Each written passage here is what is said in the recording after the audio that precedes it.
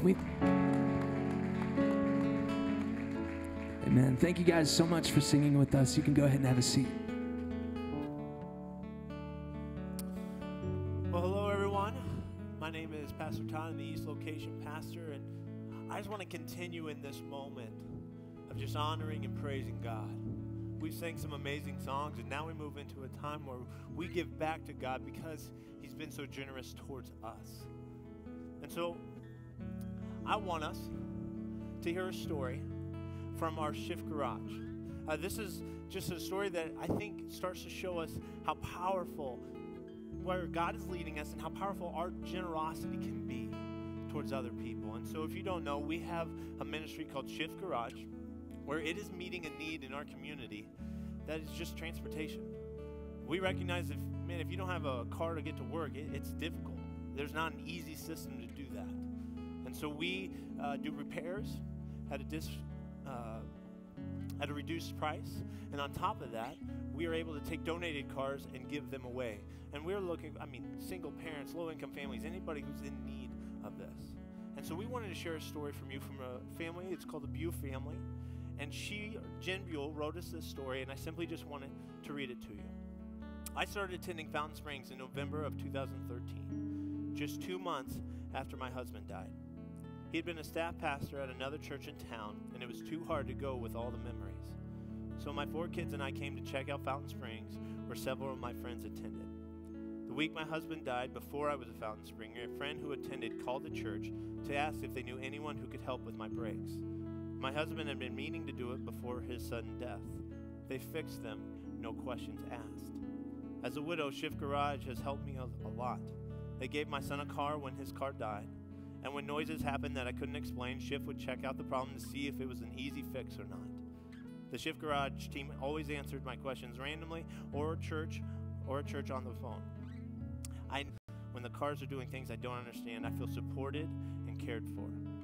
I see this is offering clothing to the functions is essential. I believe that God can do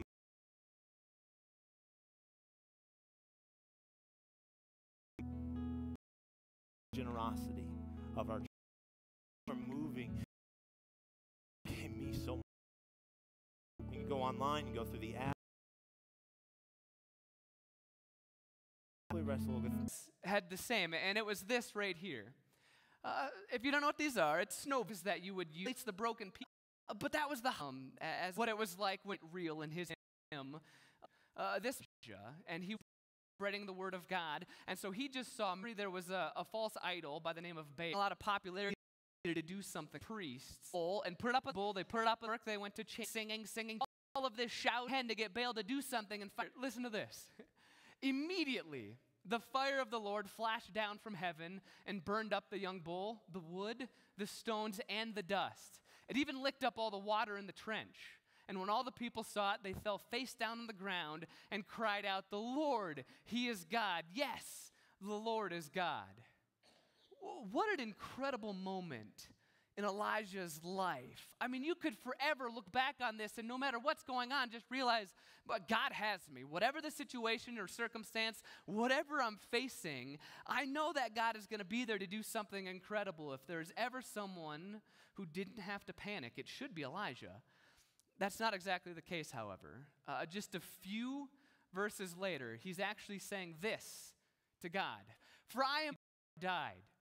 He's how do you go such a high poster that Elijah? We're panicking, wondering how we're going to survive. I read an article the other day that said most things happen. I didn't get to visit the people I wanted. I don't have the people in my life that I want. Drive home.